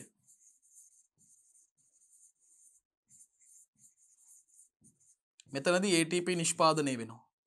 ඒ වගේම මතකද මම ඔබට කිව්වා මේ සවෘන්ත අංශු මේ මියර මතත් සිද්ධ වෙනවා ATP නිෂ්පාදනයක් සිද්ධ වෙනවා. ඒකට කියන්නේ ඔක්සිකාරක පොස්පොරයිලීකරණය නැත්නම් ඉලෙක්ට්‍රෝන පරිවහන දාමය. එතන තමයි ඒක සිද්ධ වෙන්නේ. ඔක්සිකාරක පොස්පොරයිලීකරණය. එතනදිත් ATP නිෂ්පාදනය වෙනවා. ATP නිෂ්පාදනය වෙනවා. හරි මේ මියර ආශ්‍රිතව තමයි මේක සිද්ධ වෙන්නේ. මියරයක් ආශ්‍රිතව තියෙන සවෘන්ත අංශු මේවා වල තමයි මේ ක්‍රියාවලිය සිද්ධ වෙන්නේ. දෙවනි මයිටොකොන්ඩ්‍රියාවෙන් ඉටුවන කෘත්‍යය තමයි දරුවනේ C3 ශාකවල ප්‍රභාසෝෂණය කියන අර අහිතකර ක්‍රියාවලියක් තියෙන නිෂ්ඵල ක්‍රියාවලියක් ඒකට දායක වෙනවා. ඒකත් අපිට ලියන්න පුළුවන්. C3 ශාකවල ප්‍රභාසෝෂණයට දායක වීම. C3 ශාකවල ප්‍රභාසෝෂණයට දායක වීම. ඒක ගන්නත් පුළුවන් අපිට. ඒ අනුව මයිටොකොන්ඩ්‍රියා වලින් ඉටවන ප්‍රධාන කෘත්‍යයන් දෙකයි ස්වායු ශ්වසනය සිදු කර ATP නිපදවීම සහ C3 ශාකවල ප්‍රභාසෝෂණයට දායක වීම. C3 ශාකවල ප්‍රභාසෝෂණයට දායක වීම. අපි එහෙමනම් දරුවනේ 14 වෙනි ප්‍රශ්නයට යමු. 14 වෙනි ප්‍රශ්නය. 14 වෙනි ප්‍රශ්නය S කලාවේදී සිදුවන සිදුවීම් ලියන්න. මේ මොකද්ද මේ විභාජනයේනේ. මතකනේ 6 වෙනි ප්‍රශ්න පත්‍රය තුලත් මතක් කරපු සංසිද්ධිය අපි කතා කරා සෛල චක්‍රය ගැන. ඒ සෛල චක්‍රය ගැන කතා කරද්දී අන්තර් කලාව ගැන කිව්වා. අන්තර් කලාව සෛල චක්‍රයෙන් 90%ක් වෙන් වෙන්නේ අන්තර් කලාවට. අන්තර් කලාව කොටස් 3කට බෙදුවා අනුපිළිවෙලින් G1 S සහ G2 කියලා. G1 S G2 පළමු පරතර කලාව ප්‍රථම පරතර කලාව සංශ්ලේෂණ කලාව S කියන්නේ සින්තසිස්නේ සංශ්ලේෂණ කලාව සහ G2 කියන්නේ දෙවන පරතර කලාව. දෙවන පරතර කලාව. එතකොට මේ සංශ්ලේෂණ කලාව ගැනයි අද මේ ප්‍රශ්නේ යොමු වෙන්නේ. දැන් සංශ්ලේෂණ කලාවට එන්න කලින් G1 කලාව සම්පූර්ණ වෙනවා. ඔබට මතකද G1 කලාව මම හොඳට කියලා දුන්නා අමතක කරන්න බෑ. මොනවද G1 කලාවේ සිද්ධ වෙච්ච සංසිද්ධි? ප්‍රෝටීන සංශ්ලේෂණය වෙනවා. ඒ වගේම සෛලේ වර්ධනයට මඟ පාදන ඉන්ද්‍රියකල් සංශ්ලේෂණයක් වෙනවා. ඒ වගේම S කලාවට අවශ්‍ය වන ප්‍රෝටීන නිපද වෙනවා. දැන් S කලාවේදී මොකද වෙන්නේ? නැත්නම් S අවධියේදී මොකද වෙන්නේ? මේ අවස්ථාවේදී සිද්ධ වෙන්නේ පළවෙනි දේ තමයි DNA ප්‍රතිවලිත වීම ආරම්භ වෙනවා.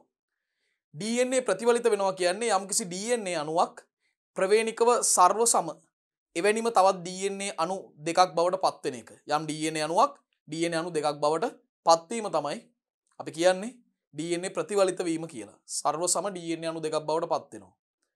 ඒතර DNA ප්‍රතිවලිත වීම සිද්ධ වෙන්නේ S කලාවේදී. ඒ වගේම මේ කලාවේදී ඊටාම වැදගත් ප්‍රෝටීන වර්ගයක් නිෂ්පාදනය වෙනවා, සංශ්ලේෂණය වෙනවා. ඒ තමයි හිස්ටෝන් ප්‍රෝටීන සංශ්ලේෂණය වෙන්නේ මේ අවස්ථාවේදීමයි. ඊළඟට මේ හැදිච්ච හිස්ටෝන් ප්‍රෝටීන ඒකක වටා DNA දාමයක් එතෙනවා නැත්තම් හොඳට වෙලීමකට ලක් වෙනවා. එහෙම වෙලිලා නිර්මාණය වෙනවා ක්‍රොමැටින් ජාලය. ක්‍රොමැටින් නිර්මාණය වෙනවා. ওই කාරණා තුන තමයි S කලාවේදී සිද්ධ වෙන ප්‍රධාන සිදුවීම් වෙන්නේ. හරි. මොනවද ප්‍රධාන සිදුවීම්? එකක් තමයි DNA ප්‍රතිවලිත වීම ආරම්භ වෙනවා. ස්කලාව අවසානයේදී සෛලයේ DNA ප්‍රමාණය මතක තියාගන්න දෙගුණ වෙලා තියෙන්නේ. දෙගුණ වේ. සෛලයේ DNA ප්‍රමාණය දෙගුණ වෙනවා. දෙවැනි වැදගත් කාරණාව තමයි හිස්ටෝන් ප්‍රෝටීන සංශ්ලේෂණය වෙනවා.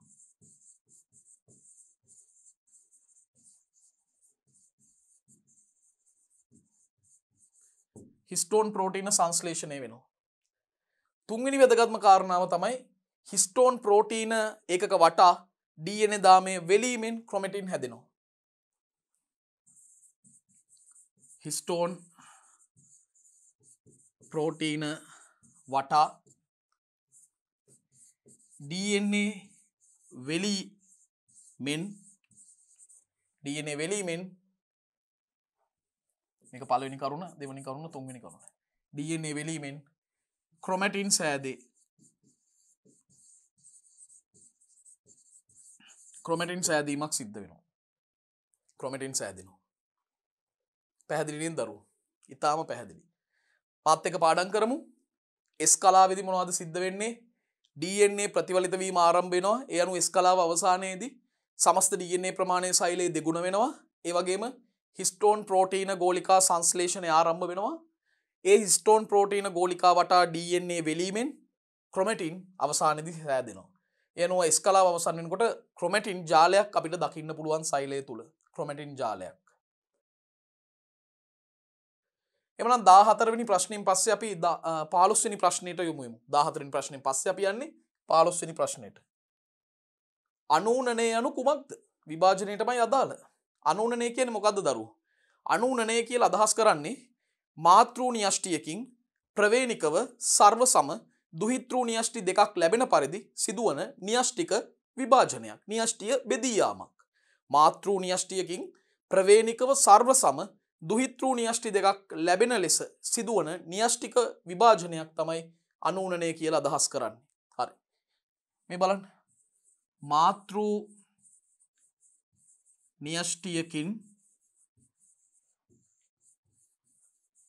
ප්‍රවේණිකව සර්ව සම දුහිතෘ න්‍යෂ්ටි මාතෘ න්‍යෂ්ටියකින් ප්‍රවේණිකව සර්වසම දුහිතෘ න්‍යෂ්ටි දෙකක් ලැබෙන පරිදි න්‍යෂ්ටියේ සිදුවන විභාජනය. ඒකට තමයි අනූනනය කියන්නේ. මාතෘ න්‍යෂ්ටියකින් ප්‍රවේණිකව සර්ව සම දුහිතෘ න්‍යෂ්ටි දෙකක් ලැබෙන පරිදි න්‍යෂ්ටියේ සිදුවන විභාජනය වීම බෙදී යාම තමයි දරුවනේ අනූනනය කියලා කියන්නේ. හරිම සරලයි. දැන් මේ අනූනන විභාජන ක්‍රියාවලිය නිසා ද්විගුණ සෛලයකින් ද්විගුණ මාතෘ සෛලයකින් ද්විගුණ දුහිතෘ සෛල දෙකක් ගන්න පුළුවන්. ඒ වගේම ඒකගුණ මාතෘ සෛලයකින් ඒකගුණ දුහිතෘ සෛල දෙකක් ගන්නත් පුළුවන්. මේ දෙකම පුළුවන්. අනූනනයේදී. දැන් ඌනනයේදී ද්විගුණ සෛලයකින් ලබා ගන්න පුළුවන් ඒකගුණ සෛල 4ක් පමණයි. ඒකගුණ සෛල ඌනන විභාජනයට ලක් වෙන්නේ නැහැ. මතක තියාගන්න අනූනන විභාජනයට ද්විගුණ වගේම ඒකගුණ සෛලත් ලක් වෙනවා. එමන අනූනනය ගැන හොඳ පැහැදිලි කිරීමක් දරුවනේ අපි සාකච්ඡා කරපු නිසා 16 වෙනි ප්‍රශ්නෙට අපිට යොමු වෙන්න පුළුවන්. අපි යන් 16 වෙනි ප්‍රශ්නෙට. උපස්තර පොස්පොරයිලීකරණය යනු කුමක්ද? 6 වෙනි ප්‍රශ්න පත්‍රය තුලදී මම පොස්පොරයිලීකරණය මොකක්ද කියන එක පැහැදිලි කරා. මම මෙතනදිත් ඒ දේ ඔබට මතක් කරනවා. වරින් වර මම මේ ප්‍රශ්නවලදී සාකච්ඡා කළ විෂය කරුණු කීපයක්ම නැවත මතක් කරන්නේ ඒවා ඔබේ ගැඹුරු මතකයේ හොඳින් තැම්පත් වෙන්න ඕනේ. විභාගෙදී නිතරම නිරන්තරයෙන්ම මීට සම්බන්ධ ප්‍රශ්න අහන නිසා. දැන් ඔබට මතක නම් පොස්පොරයිලීකරණය. මතක දරුවෝ කියන්න බලන්න මාත් එක්ක. පොස්පොරයිලීකරණය. මොකද්ද පොස්පොරයිලීකරණය කියන්නේ? ඇඩිනෝසින් ඩයිපොස්පේට් නැත්නම් ADP සහ අකාබනික පොස්පේට් PI. ඒ වගේම ශක්තිය. ADP අකාබනික පොස්පේට් සහ ශක්තිය භාවිතා කරලා සජීවී සෛල තුල ඉතා කෙටි කාලයක් තුලදී ATP නිපදවීමට තමයි දරුවෝ අපි කියන්නේ පොස්පොරයිලීකරණය කියලා. පොස්පොරයිලීකරණය. දැන් මේකේ ආකාර තුනක් තියෙනවා. ප්‍රභා පොස්පොරයිලීකරණය. මේක අපි සාකච්ඡා කරා 6 වෙනි ප්‍රශ්න පත්‍රයේදී. ප්‍රභා පොස්පොරයිලීකරණය. උපස්තර පොස්පොරයිලීකරණය. ඒ වගේම ඔක්සිකාරක පොස්පොරයිලීකරණය. 6 වෙනි ප්‍රශ්න පත්‍රයේදී ප්‍රභා පොස්පොරයිලීකරණය සාකච්ඡා කළා. අපි 7 වෙනි ප්‍රශ්න පත්‍රයේදී උපස්තර පොස්පොරයිලීකරණය මේක තමයි සාකච්ඡා කරන්න හදන්නේ. මොකද්ද උපස්තර පොස්පොරයිලීකරණය කියලා කියන්නේ? දරුවනේ විශාල සංකීර්ණ අණු කුඩා සරල අණු බවට බිඳ වැටෙනකොට ඒ විශාල සංකීර්ණ අණු වල පවතින බන්ධන කැඩිලා ඒ බන්ධන තුල ගබඩා වෙලා තියෙන අන්තර්ගත වෙලා තියෙන ශක්තිය මුදා හැරෙනවා. අවට පරිසරයට මුදා හැරෙනවා. ඒ ශක්තිය මුදා හැරෙනකොටම මේ ADP සහ අකාබනික පොස්පේට් කියන දෙන්න ඒ මුදා හැරෙන ශක්තියෙන් කොටසක් වහාම ලබා ගන්නවා. ලබාගෙන ATP තුල එම ශක්තිය ගබඩා කරනවා. අන්න ඒ සංසිද්ධිය තමයි උපස්තර පොස්පොරයිලීකරණය කියලා කියන්නේ. උපස්තර පොස්පොරයිලීකරණය. එහෙමනම් උපස්තර පොස්පොරයිලීකරණය කියන්නේ මොකද්ද? සංකීර්ණ සංයෝග නැත්නම් විශාල අණු කුඩා අණු බවට බිඳ වැටීමේදී එහි ගබඩා වෙලා තියෙන ශක්තිය භාවිතයෙන් නිදහස් වෙන ශක්තිය භාවිතයෙන් ATP නිපදවීම. විශාල සංකීර්ණ අණු කුඩා සරල අණු බවට බිඳ වැටීමේදී නිදහස් වන ශක්තියෙන්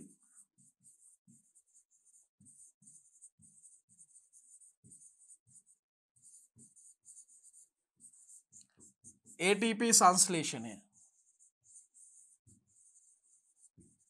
නිදහස් වන ශක්තියෙන් ATP සංශ්ලේෂණය කිරීම තමයි උපස්තර පොස්පොරයිලීකරණය කියලා අදහස් කරන්නේ. විශාල සංකීර්ණ අණු කුඩා සරල අණු බවට බිඳ වැටීමේදී නිදහස් වන ශක්තියෙන් ATP නිෂ්පාදනය කරනවා නම් ATP හැදෙනවා නම් අපි ඒක හඳුන්වනවා උපස්තර පොස්පොරයිලීකරණය කියලා. උපස්තර පොස්පොරයිලීකරණය.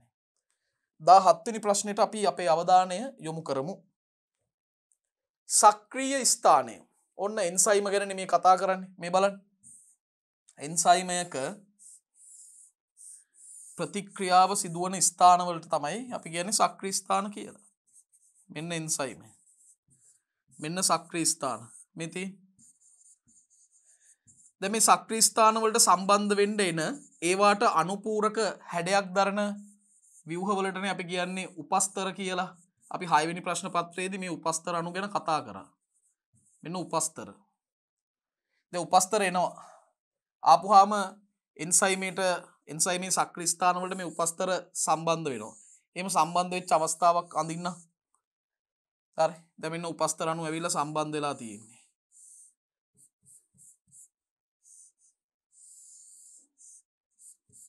ඔන්න සම්බන්ධ වෙලා. දැන් මේ සම්පූර්ණ සමස්ත ව්‍යුහයට කියන්නේ එන්සයිම උපස්තර සංකීර්ණය කියලා මේ සම්පූර්ණ ව්‍යුහයට කියන්නේ.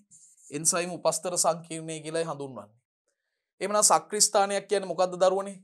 සක්‍රීය ස්ථානයක් කියලා අදහස් කරන්නේ උපස්තර අණු එන්සයිමයට සම්බන්ධ වන ස්ථාන. උපස්තර අණු එන්සයිමයට සම්බන්ධ වන ස්ථාන තමයි සක්‍රීය ස්ථාන කියන්නේ. උපස්තර අණු එන්සයිමයට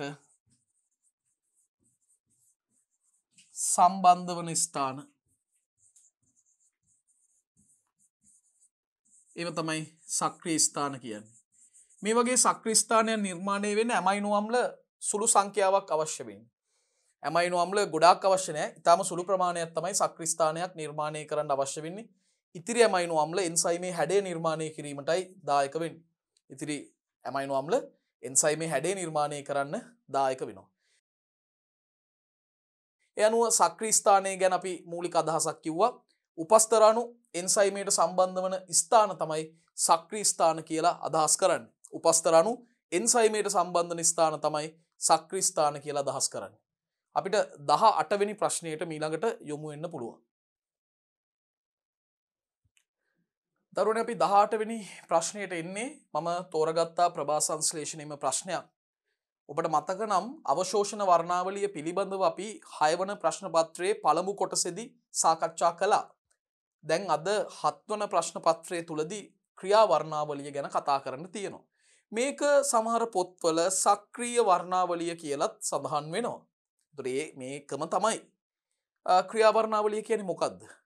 ආලෝකයේ විවිධ තරංගායාම යටතේ ප්‍රභා සංශ්ලේෂණය උත්තේජනය කිරීමේ ඵලදායීතාවය දැක්වෙන ප්‍රස්ථාරය. මේක වෙන විදිහකට කියනවා නම් විවිධ තරංගායාම යටතේදී ප්‍රභා සංශ්ලේෂණ ශීඝ්‍රතාවය දැක්වෙන ප්‍රස්ථාරය. නමුත් ඒක ලියන්න එපා දරුවනේ. මොකද රත්තරන් දරුවනේ අපිට සම්පත් පොත තුල දීලා තියෙන අර්ථ දැක්වීමට තමයි අපි ප්‍රමුඛතාවය දෙන්න ඕනේ. ඒ අර්ථ දැක්වීම අනුව විවිධ තරංගායාම යටතේදී ප්‍රභා සංශ්ලේෂණය උත්තේජනය කිරීමේ ඵලදායීතාවය දැක්වෙන ප්‍රස්ථාරය. හරිම ලේසි. ලියමුද? මාත් එක්ක ලියමු. විවිධ තරංග ආයාම යටතේ විවිධ තරංගායාම යටතේදී ප්‍රභා සංශ්ලේෂණය උත්තේජනය කිරීමේ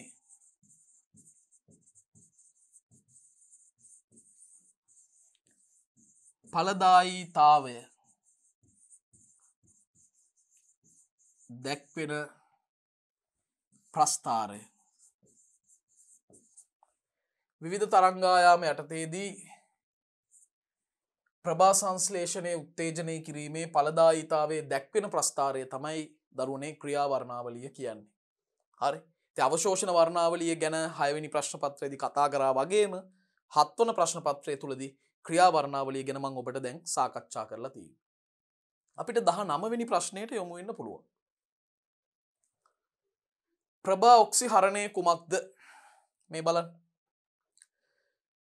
ප්‍රභා ඔක්සිහරණය ගැන කතා කරනකොට මට ඔබව රැගෙන යන්න වෙනවා මගේ දරුවනේ ප්‍රභා පද්ධති 1 ගාවට. ප්‍රභා පද්ධති 1 ගාවට. හරි මේ කතා කරන්නේ PS1 ගැන. ප්‍රභා පද්ධති 1. මේ ප්‍රභා පද්ධති 1ේදී ප්‍රභා පද්ධතියක් නිර්මාණය වෙන්නේ අපි දැන් දන්නවා කොටස් දෙකකින් ප්‍රභා පද්ධතියක්. මේ කොටස තමයි ප්‍රතික්‍රියා මධ්‍යස්ථාන සංකීර්ණය. ඒකෙත් ඉහළින්ම ඉන්නවා ප්‍රාථමික ඉලෙක්ට්‍රෝන ප්‍රතිග්‍රාහකය. ප්‍රාථමික ඊ ප්‍රතිග්‍රාහකය කියලා අපි ලියන්නේ කෙටියෙන්. ප්‍රාථමික ඉලෙක්ට්‍රෝන ප්‍රතිග්‍රාහකය ඉන්නවා. පහලින් ඉන්නවා අපි දන්නවා කවුද පහලින් ඉන්නේ? P700 කියලා හඳුන්වන විශේෂ ක්ලෝරොෆිල් A අණු යුගලය. ඒ වගේම අපි දන්නවා ආලෝක ඵල ලබා ගැනීමේ සංකීර්ණය තුල ප්‍රභා වර්ණ කණු අතිරේක ප්‍රභා වර්ණ කණු ඉන්නවා. දැන් ආලෝකයේ ෆෝටෝන ශක්තිය මේ වර්ණ කණු වලට ලැබුණම ඒවා වර්ණ කණු ශ්‍රේණියක් ඔස්සේ අවශෝෂණය කරගෙන වර්ණ කණු ශ්‍රේණියක් ඔස්සේ P700 කියන විශේෂ ක්ලෝරොෆිල් A අණුව වෙත ලබා දෙනවා. අණු යුගලයේ වෙත ලබා දෙනවා. එතකොට මේ අණු යුගලයේ දරුවනේ උද්දීපනය වෙලා අධිශක්ති මට්ටමකට ඉලෙක්ට්‍රෝන යොමු කරනවා. මෙන්න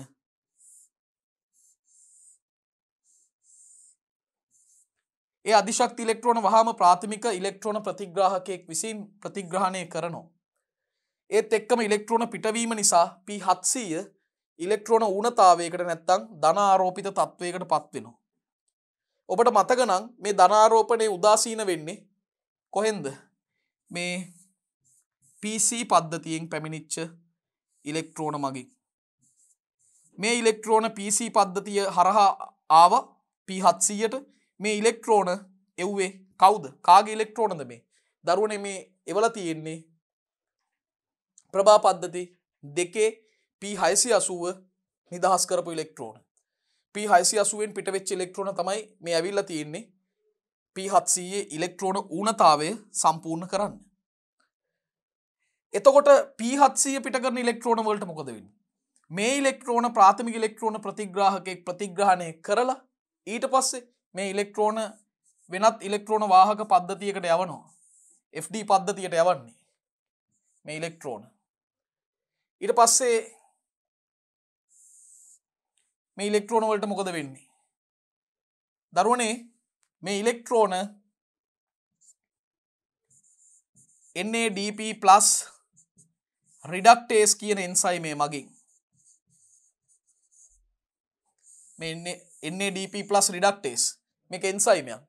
මේ එන්සයිමේ මැදිහත් වෙලා මේ ඉලෙක්ට්‍රෝන ප්‍රතිග්‍රහණය කිරීම සිද්ධ කරනවා NADP+ වලින්. ඒ වගේම ප්‍රභාජල විච්ඡේදනයේදී නිෂ්පාදනය වෙච්ච H+ උත් මේ සඳහා දායක වෙනවා. ඒතර NADP+ H+ සමග ඉලෙක්ට්‍රෝන ප්‍රතිග්‍රහණය කරලා අවසානයේදී NADPH කියන සංයෝගය ලබා දෙනවා. ඔබට පේනවා ඇති NADPH මේ සංයෝගය. මේ සිදුවීම තමයි ප්‍රභා ඔක්සිහරණය කියලා කියන්නේ. NADP+ H+ සමග එකතු වෙලා ඉලෙක්ට්‍රෝන ප්‍රතිග්‍රහණය කරලා ඒ කියන්නේ ඉලෙක්ට්‍රෝන ලබා ගන්නවා. ඒක ඔක්සිහරණයක්. ලබාගෙන NADPH බවට පත් වෙනවා. NADP+ H+ සමග ඉලෙක්ට්‍රෝන ප්‍රතිග්‍රහණය කරලා NADPH බවට පත් වෙනවා. මේක ප්‍රභා ඔක්සිහරණය. ප්‍රභා ඔක්සිහරණය. එතකොට දරුවනේ මේ පිළිබඳවයි අපෙන් මේ ප්‍රශ්නේ විමසන්නේ. ප්‍රභා ඔක්සිහරණය යනු කුමක්ද? එතකොට ප්‍රභා පද්ධති එක ආශ්‍රිතව තමයි මේ ක්‍රියාවලිය සිද්ධ වෙන්නේ. PS1 හිදී NADP+ රිඩක්ටේස්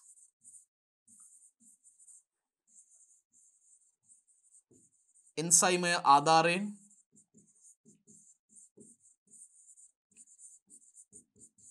NADP+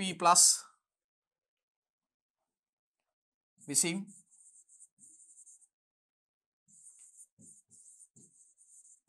ඉලෙක්ට්‍රෝන ලබාගෙන NADPH බවට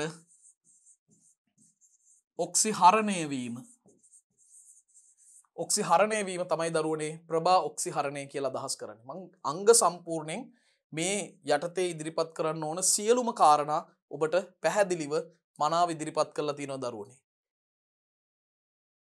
බලන්න හොඳට මේ රූප සටහන දිහා. හරි. මේ රූප සටහන තමයි ඔබ මතක තියාගන්න ඕනේ. ආලෝක ප්‍රතික්‍රියාවේ රේඛීය ඉලෙක්ට්‍රෝන ගලනයේ සමස්ත ක්‍රියාවලියෙන් PS1ට අදාළ කොටස පමණයි මම මෙතනදී මේ ප්‍රශ්نين ඇඳලා නිරූපණය කරලා පෙන්නුවේ. ඊට අදාළව තමයි ප්‍රභා ඔක්සිහරණය ගැන අපි සාකච්ඡා කරන්නේ. ප්‍රභා ඔක්සිහරණය ගැන. එhmenan 19 වන ප්‍රශ්නයේ විදිහට ප්‍රභා ඔක්සිහරණය ගැන අපි සම්පූර්ණයෙන් ගැඹුරු සවිස්තරාත්මක පිළිතුරක් සාකච්ඡා කරලා පිළිතුර සටහන් කළා. අපිට 20 වෙනි ප්‍රශ්නය සඳහා දැන් යොමු වෙන්න පුළුවන්. අපි බලමු 20 වෙනි ප්‍රශ්නයේදී මොනවද අපෙන් අහන්නේ කියලා. ස්වායු ශ්වසනය යනු කුමක්ද? ඔන්න සෛලීය ශ්වසනය යටතේ වැදගත්ම අර්ථ දැක්වීමක්. ස්වායු ශ්වසනය. දරුවනේ අණුක ඔක්සිජන් පවතින විට ග්ලූකෝස් වැනි ශ්වසන උපස්තර භාවිතයෙන් ATP නිපදවීම තමයි ස්වායු ශ්වසනය කියලා සරලව කියන්නේ. අණුක ඔක්සිජන් කියන්නේ ඔක්සිජන් O2. අණුක ඔක්සිජන් ඇති විටදී ග්ලූකෝස් වැනි ශ්වසන උපස්තර භාවිතා කරලා ATP සංශ්ලේෂණය කරනවා නම් ඒක ස්වායු ශ්වසනය කියලායි හඳුන්වන්නේ. හරි. අපි ලියමු. අණුක ඔක්සිජන් ඇති විටදී අණුක ඔක්සිජන් ඇති විටදී ග්ලූකෝස් වැනි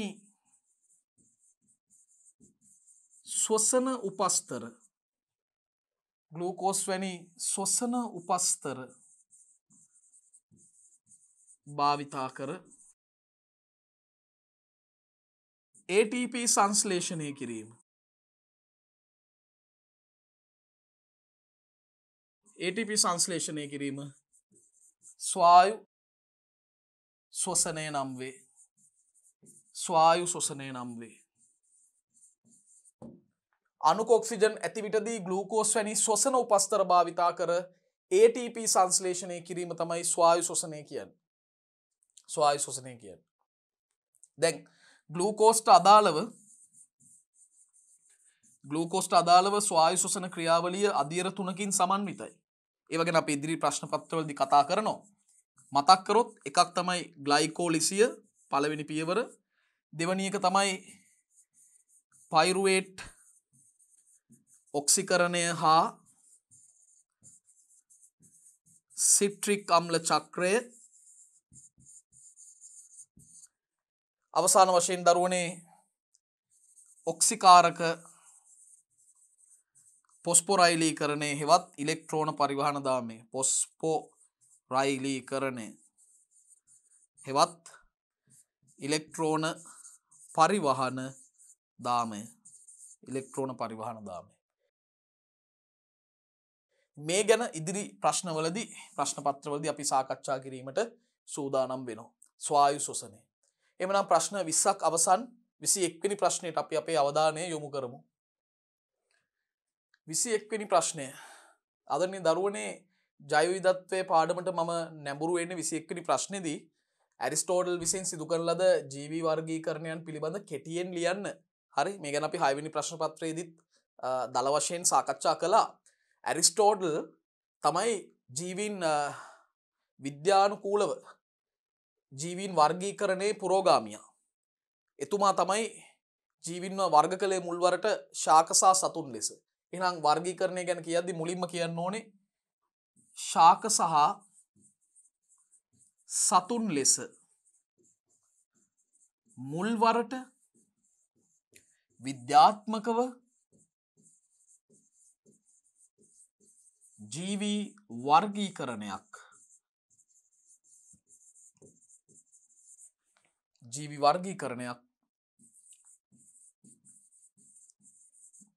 ඉදිරිපත් කළේ. එතනින් නැවතුන්නේ නැහැ. ඇරිස්ටෝටල් කියන මේ මහා දාර්ශනිකයා දරුවනේ සතුන්ව තවත් නිර්ණායක පදනම් කරගෙන වර්ගීකරණය කළා. මොනවද මේ නිර්ණායක? යන එන විදිහ, ඒ කියන්නේ සංචරණ විදිහ, බෝ වෙන විදිහ, ප්‍රජනන විදිහ සහ රතු රුධිරය ඇති නැති බව අනුව වර්ග කළා. සතුන්ව තව දුරටත් සංචරණ විදි, ප්‍රජනන විදි හා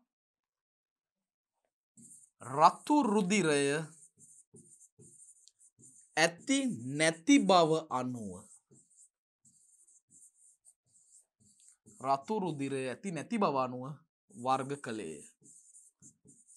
රතු රුධිරය ඇති නැති බව අනුවත් වර්ග කළා ඇරිස්ටෝටල්. එතෙන්දී එනයිමා කියලා පද දෙකක් ගැන ඇරිස්ටෝටල් කියනවා.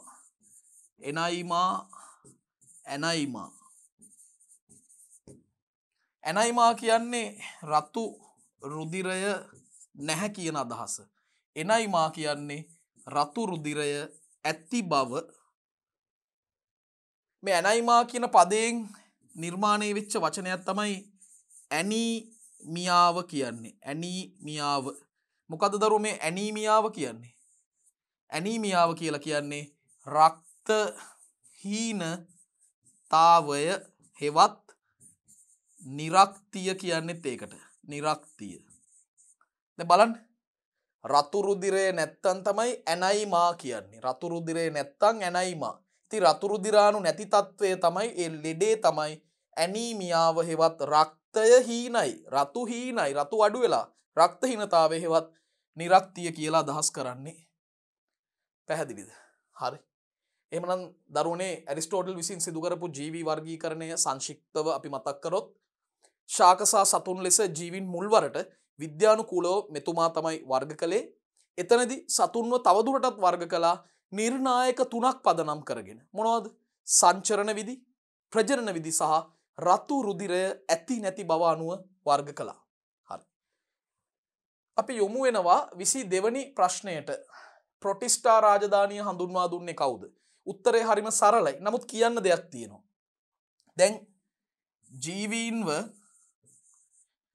මේ වෙනකොට මේ වර්ගීකරණය එන්න කලින් ජීවීන්ව ශාක සහ සතුන් කියලා වර්ග දෙකකට වෙන් කරත් පසු කාලීන විද්‍යාඥයින්ට මේ තාක්ෂණික දියුණුවත් එක්කම දැන කියා ගන්න ලැබුණා තව ජීවී කොට්ටාසයක් ඉන්නවා. ඒ තමයි ශුද්‍ර ජීවීන්. අපේ පියවි ඇසට පහසුවෙන් නොපෙනෙන ශුද්‍ර ජීවීන්. ඒතර මේ අයව වර්ග කරන්න තවත් රාජධානියක් අවශ්‍ය වුණා.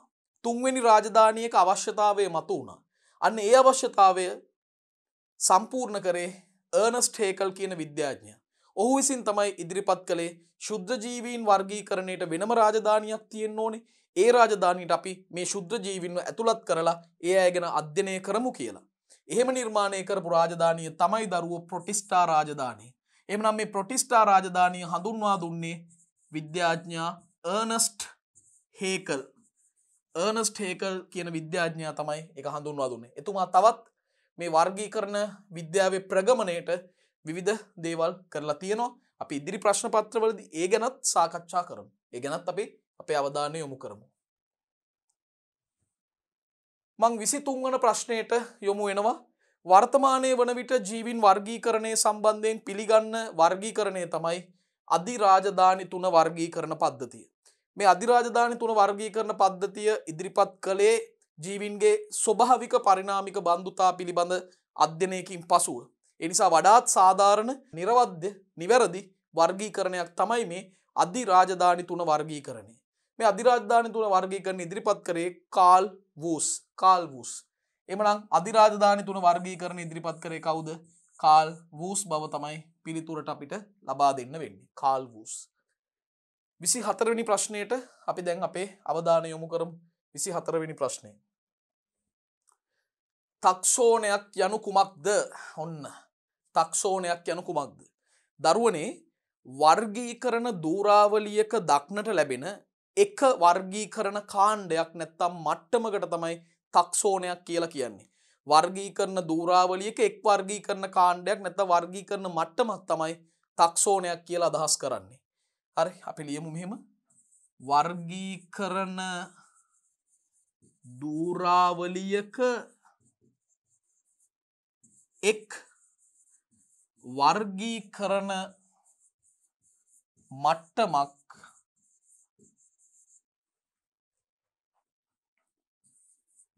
ටැක්සෝනයක් නම් වේ. වර්ගීකරණ දූරාවලියක එක වර්ගීකරණ මට්ටමක් නැත්තම් වර්ගීකරණ කාණ්ඩයක් කියලා කියන්නත් පුළුවන්. වර්ගීකරණ දූරාවලියක එක වර්ගීකරණ මට්ටම නැත්තම් කාණ්ඩයක් තමයි ටැක්සෝනයක් කියලා කියන්නේ. දැන් මේ ටැක්සෝන දූරාවලියක් නැත්තම් වර්ගීකරණ දූරාවලියක් ගත්තම මෙන්න මේ විදිහට අපිට පෙළ ගස්සන්න පුළුවන්. අධිරාජධානිය,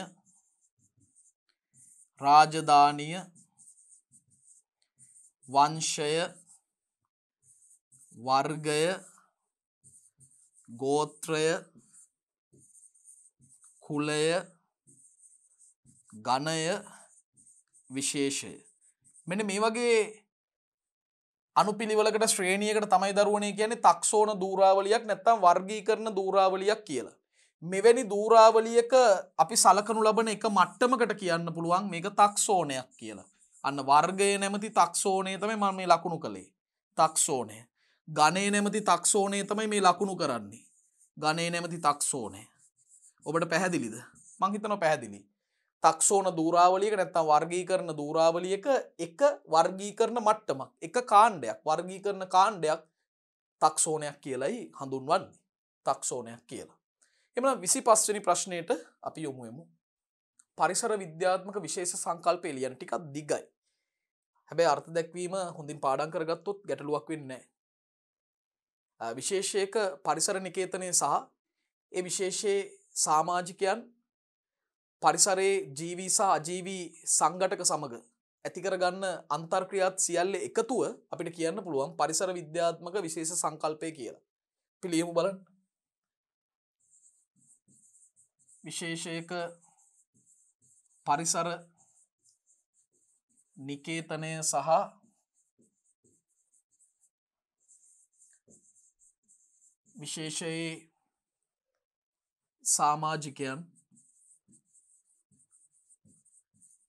විශේෂයේ සමාජිකයන් පරිසරයේ ජීවී හා අජීවී සංඝටක සමග ඇති කරගන්නා